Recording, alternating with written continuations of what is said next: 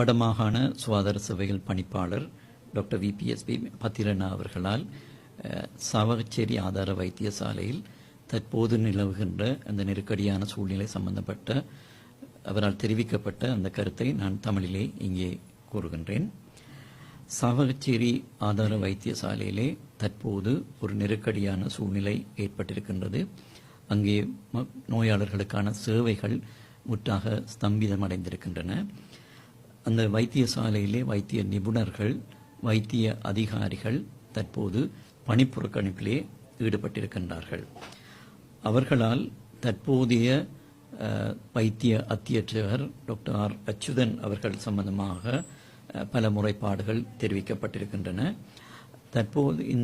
தற்போது அங்கே பணியாற்றி கொண்டிருக்கின்ற வைத்திய அத்தியட்சகர் டாக்டர் ஆர் அச்சுதன் அவர்கள் ஜூன் மாதம் 14ஆம் தேதி மத்திய சுகாதார அமைச்சினாலே இந்த வைத்திய அத்தியட்சகர்களின் கடமையை மேற்பார்வை செய்வதற்காக இங்கே நியமிக்கப்பட்டிருந்தார்.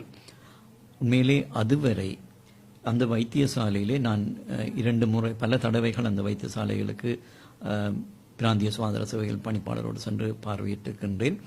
அந்த வைத்தியசாலை குழாமினர், வைத்தியசாலை பணியாளர்கள் மிக சிறப்பான சேவையை அந்த பிரதேச மக்களுக்கு ஆற்றிக் கொண்டிருக்கின்றார்கள். அந்த வைத்தியசாலையிலே பல முன்னேற்றங்கள் ஏற்பட்டிருக்கின்றன, பல புதிய பிரிவுகள் திறக்கப்பட்டிருக்கின்றன, பல அபிவிருத்தி பணிகள் நடந்து கொண்டிருக்கின்றன. எதிர்காலத்திலே பல பிரிவுகள் திறக்கப்பட இருக்கின்றன. இந்த சூழ்நிலையிலே நாங்கள் பார்த்திருக்கின்றோம், அவர்கள் நிறைய விடயங்களை அந்த பணியாளர்கள் மிக திறம்பட சிறப்பாக செய்து கொண்டிருக்கின்றார்கள். இந்த சந்தர்ப்பத்திலே துரதிர்ஷ்டவசமாக தற்போது நியமிக்கப்பட்ட புதிய வைத்திய அத்தியட்சகர் அவர்களின் நியமனத்திற்கு பின்னர் அவரது நடத்தைகள், குறிப்பாக அங்கே இருக்கின்ற பணியாளர்களோடு சம்பந்தப்பட்ட அவர்கள் நடந்து கொள்கின்ற விடயம் சம்பந்தமாக பல முறைப்பாடுகள் இங்கே எங்களுக்கு கிடைக்கப்பெற்றன. 2 நாட்களுக்கு முதல் அந்த வைத்தியசாலையின் வைத்திய நிபுணர்களும் சில வைத்திய அதிகாரிகளும் வந்து என்னை இங்கே சந்தித்திருந்தார்கள். அவர்கள் தங்களுக்கு அந்த வைத்தியசாலையிலே பணியாற்றிய கூடியதாக அந்த சூழல் உகந்ததாக இல்லை என்று எனக்கு தெரிவித்திருந்தார்கள். எனவே தாங்கள் அங்கே பணியாற்றுவதற்கான ஒரு உகந்த சூழலை ஏற்படுத்தி தருமாறு என்னை கேட்டிருந்தார்கள். எனவே இந்த விடயத்தை நான் மாகாண மட்டத்திலே இருக்கின்ற உயர் அதிகாரிகளுக்கும் மத்திய சுகாதார அமைச்சின் உயர் அதிகாரிகளுக்கும் இந்த விடயத்தை அவர்களது கவனத்துக்கு நான் கொண்டு வந்திருந்தேன். அவர்களால் எனக்கு ஒரு அறிவுறுத்தல் வழங்கப்பட்டது.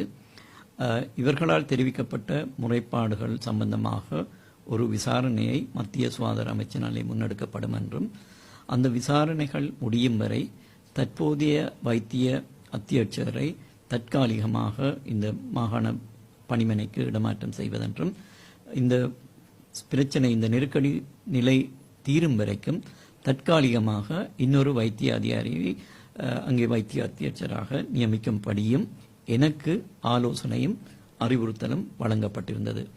அந்த அடிப்படையிலே நான் தற்காலிகமாக இன்னொரு வைத்திய அதிகாரியை டாக்டர் ரஜீவ் அவர்களை அந்த வைத்தியசாலைக்கு தற்காலிகமாக நான் நியமித்திருந்தேன். அவரது கடமையை பொறுப்பெடுப்பதற்காக நான் பிராந்திய சுகாதார சேவைகள் பணிப்பாளருடன் 2 தடவைகள் நான் அங்கே சென்றிருந்தேன். உண்மையிலே அந்த வைத்திய அதிகாரிக்கும் புதிய வைத்திய அத்தியட்சகருக்கு இந்த பொறுப்பை வழங்குவதற்காக. ஆனால் துரதிர்ஷ்டவசமாக 2 தடவைகளிலும் தற்போது அங்கே இருக்கின்ற வைத்திய அத்தியட்சகர் அவரை தனது கடமையை பொறுப்பேற்பதற்கு அனுமதிக்கவில்லை. எனவே எனது கடமையை நான் செய்ய விடாது தடுத்தமைக்காக நான் அதற்குரிய முறைப்பாடை நான் இப்போது செய்திருக்கின்றேன். எங்களுடைய நோக்கம் யாரையும் குற்றச்சாட்டுவதல்ல.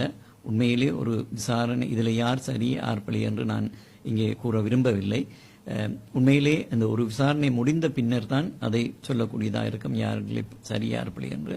ஆனால் எங்களுடைய தற்போதுள்ள நோக்கம் அந்த வைத்தியசாலையை ஒரு சுமூக நிலைக்கு கொண்டு வர வேண்டும், அங்கே சேவைகள் பழைய நிலைமைக்கு திரும்ப வேண்டும் என்ற ஒரே நோக்கம்தான் எங்களுக்கு இருக்கின்றது. எனவேதான் நாங்கள் இந்த நடவடிக்கைக்கு முன்னெடுத்திருந்தோம். தற்போது மத்திய சுகாதார அமைச்சிலிருந்து அந்த விசாரணை குழு வந்து தங்களுடைய விசாரணைகளை இன்று ஆரம்பித்திருக்கின்றது. எனவே எங்களுடைய நோக்கம் நோயாளர்களின் உரிமைகள் பாதுகாக்கப்பட வேண்டும், அந்த நோயாளர்களுக்கு வளமையான சேவை திரும்ப வேண்டும் என்பதற்காகத்தான் நாங்கள் இந்த நடவடிக்கைகளை முன்னெடுக்கின்றோம் என்பதை நான் இந்த சந்தர்ப்பத்திலே தெரிவித்துக் கொள்ள